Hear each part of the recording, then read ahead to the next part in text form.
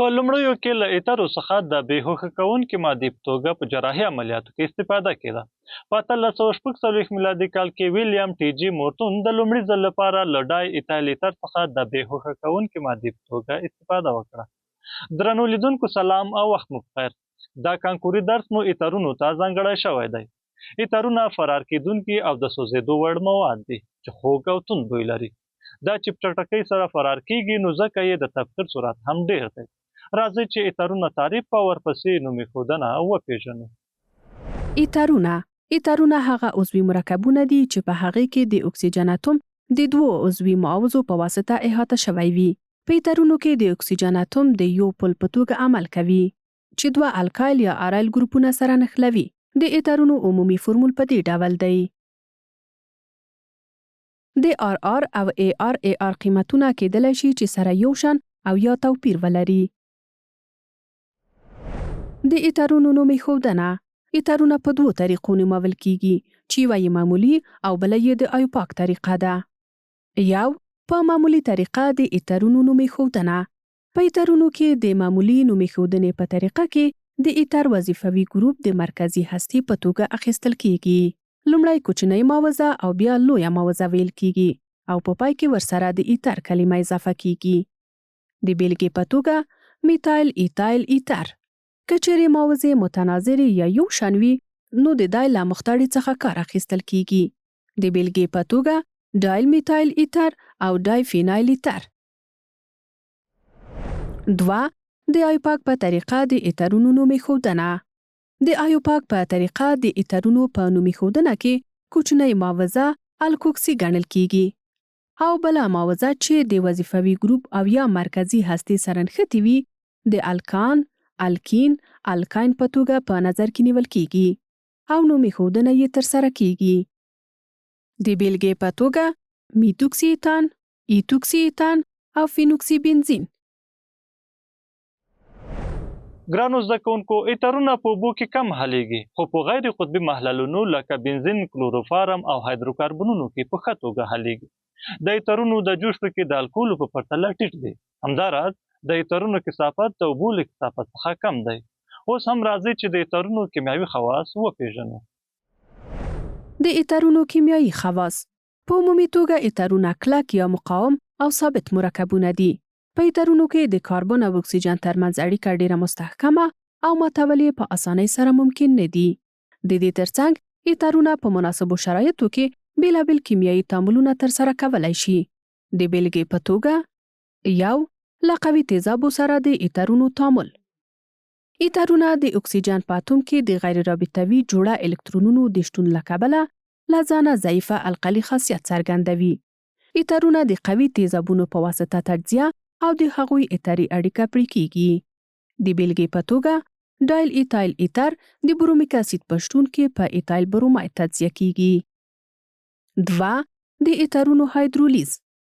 ایترونه په قوي تیزابي محیط کې د اوبو په واسطه هایدرولیز کېږي چې په نتیجه کې د هغوی ایتري اړیکه پرې کېږي او الکول تشکیلیږي. د ایترونو استحصال. ایترونه په لاندې طریقو سره استحصالیږي. یو د الکولو له ډیهایدریشن څخه د ایترونو استحصال. په معمولي طریقه سره کولای شو چې ایترونه د الکولو له ډیهایدریشن څخه په لاس راوړو. د بیلګې په توګه د ګوګړو د تیزابو د کتلس په شتون کې کولای شو چې د 2 مالیکوله ایتانول له ډیهایدریشن څخه ایتر استحصال کړو. 2. د ویلیامسن په طریقه د ایترونو استحصال. په دې طریقه کې له الکولیت سره د الکایل هلاید له تعامل څخه کولای شو چې ایتر استحصال کړو. ګرانو زده کوونکو، ایترونه کولای شي چې د کتلیستونو په شتون کې له الکولو سره تعویضي تعاملونه اجرا کړي. قدرمنو لیدونکو، اوس هم راځئ د همدې موضوع اړوند څو مهمې کانکوري پوښتنې له تاسو سره یو ځای حل کړو.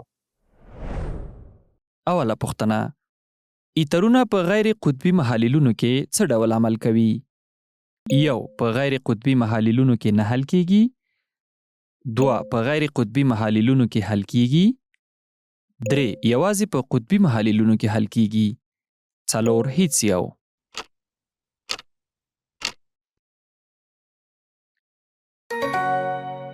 تشریح. ایترونه غیر قطبي مرکبونه دي چې په غیر قطبي محللونو لکه بنزین او کلوروفارم کې ښه حل کیږي، مګر په اوبو کې چې یو قطبي محلل دی د دغه مرکبونو انحلالیت ډیر کم دی. دویمه پوښتنه، کله چې له 2 مالیکوله الکول څخه یو مالیکول اوبه وایستل شي لاندې کوم مرکبونه حاصلیږي؟ 1 الدهایدونه، 2 امینونه، 3 ایترونه، 4 کیتونونه.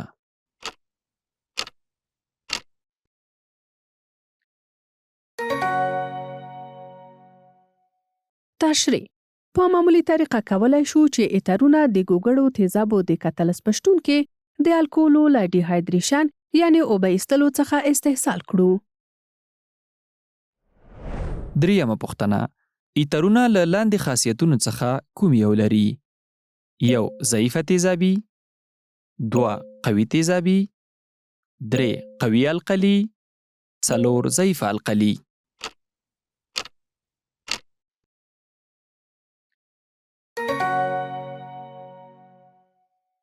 تشریح: ایترونه د اکسیجن په اتوم کې د غیر رابطوي جوړه الکترونونو د شتون له کبله له ځان څخه ضعیفه القلي خاصیت څرګندوي.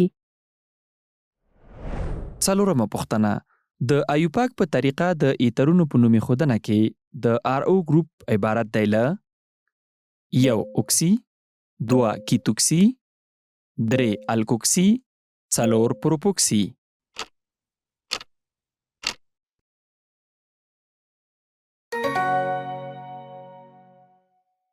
تشریح: د ایوپاک په طریقه د ایترونو په نوم ایښودنه کې د RO ګروپ د الکوکسي په نوم یادیږي چې له الکان او اکسیجن څخه اخیستل شوی دی.